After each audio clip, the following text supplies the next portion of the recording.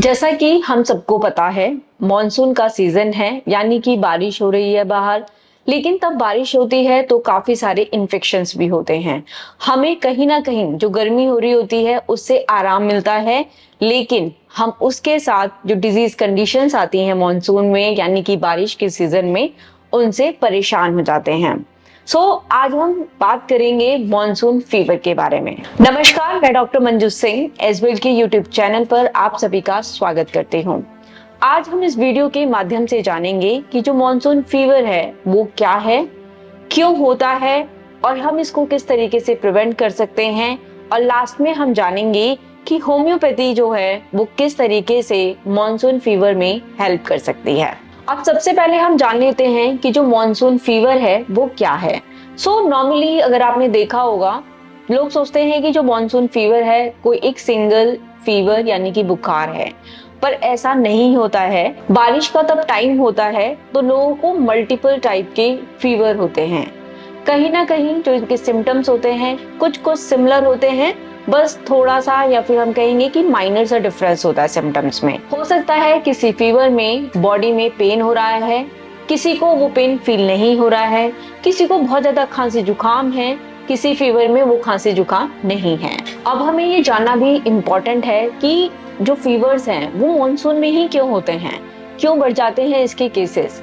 इसके पीछे रीजन है क्योंकि जब मॉनसून का सीजन आता है, जैसा कि मैंने बताया कि गर्मी हमारी कम हो जाती है, हमें बहुत अच्छा भी लगता है, लेकिन मॉनसून के टाइम में बहुत ज्यादा ह्यूमिडिटी होने लगती है, पानी जो होता है वो इकट्ठा होने लगता है, और कहीं ना कहीं तब पानी इकट्ठा हो रहा है तो जो मॉस्किटोज होते हैं वो आसानी से पनपने लगते हैं। इसकी वजह से क्या होता है, जो वायरल इन्फेक्शन होता है, बैक्टीरियल इन्फेक्शन होता है और वेक्टर बोर्न इन्फेक्शंस जो होते हैं वो बढ़ने लगते हैं।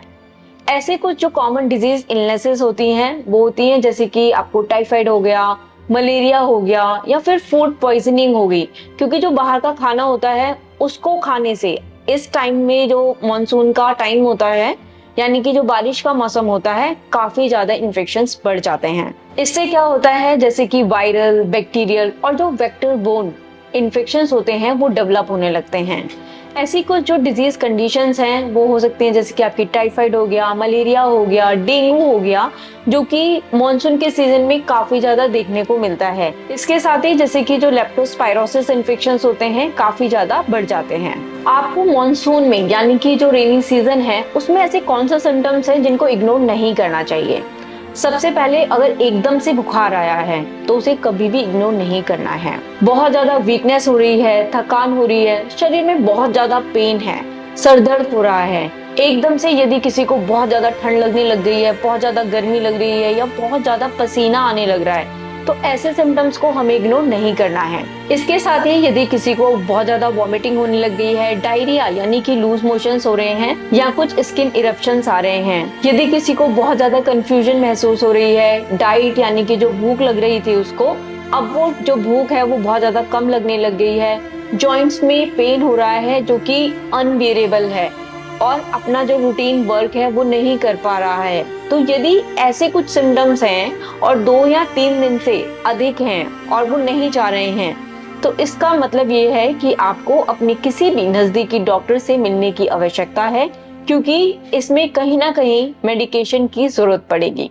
बहुत सारे जो लोग होते हैं उनके माइंड में ये कंफ्यूजन रहती है, क्योंकि मैंने वीडियो के स्टार्टिंग में बोला था कि होम्योपैथी किस तरीके से मॉनसून फीवर्स में हेल्प करती है। अब हम जानते हैं कि होम्योपैथी का क्या रोल है यहाँ पे। जो होम्योपैथी होती है वो, क्योंकि इंडिविजुअल हर इंसान के लिए अलग होती है, सिम्टम बेसिस पर काम करती है, आपका जो इम्यून सिस्टम है उसे इम्प्रूव करने में हेल्प करती है। यदि किसी को फीवर है, बॉडी एक है, जैसे कि अभी जो सिम्टम्स बताए हैं, तो अगर आप इनिशियल स्टेजेस में जाते हैं अपने होम्योपैथिक फिजिशियन के पास तो ये आपके लिए बहुत अच्छा है। आपका जो कॉम्प्लिकेशंस होने वाली हैं वो नहीं होंगी, कहीं ना कहीं आपको एज अ प्रिवेंटिव और कंप्लीट मेडिकेशन मिल सकती है। अब हम जानते हैं कुछ ऐसी बातें जो कि मॉनसून में हमें नहीं करनी चाहिए। उनसे क्या होगा, हमें प्रिवेंशन मिल जाएगा कि हमें जो मॉनसून फीवर्स हैं वो ना हो। सबसे पहले तो आप साफ सुथरा पानी पिएं, हो सकता है तो उसे बॉईल कर या फिर फिल्टर पानी पिएं। सेकेंड, आप अपनी डाइट पे बहुत अच्छे से ध्यान रखें, बाहर का खाना खाने से बचें, क्योंकि इस टाइम में काफी ज्यादा जो जीआईटी के इन्फेक्शंस होते हैं वो देखने को मिलते हैं। आप अपना खाना घर में ही बनाकर खाएं।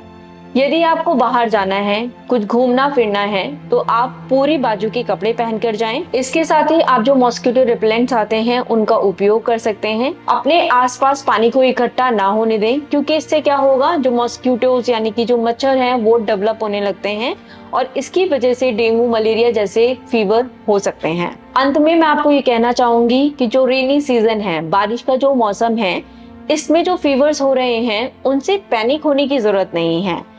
आप टाइम से ही यदि प्रिवेंशंस लेंगे, जैसा कि अभी बताया, तो आप इस मॉनसून सीजन को भी एंजॉय कर सकते हैं और जो फीवर्स होते हैं इनसे बच सकते हैं। यदि मान लीजिए आपको फीवर वाले सिम्टम्स आ गए हैं, तो ऑन टाइम प्रॉपर मेडिकेशन लो, जिसकी वजह से जो कॉम्प्लिकेशंस होती हैं इसकी, उनसे आप बच पाएंगे।